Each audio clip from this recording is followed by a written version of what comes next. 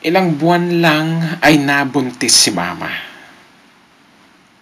Okay naman noong una ang aming stepfather, kapuso. Mabait naman siya.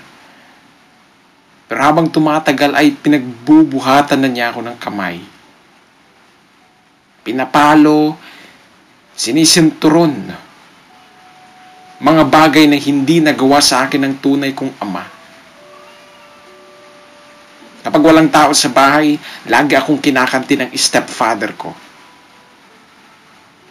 Iniyak ko na lang ang lahat ng yun, kapuso.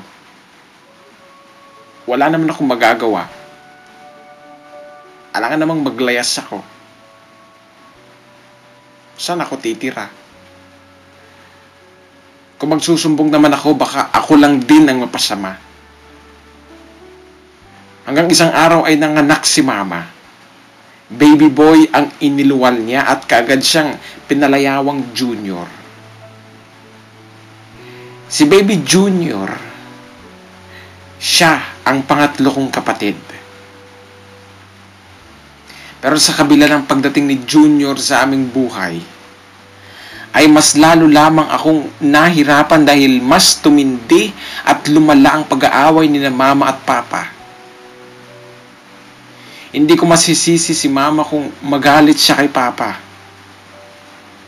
Dahil si Papa, na siyang stepfather ko, ay may iba ng kinakasama.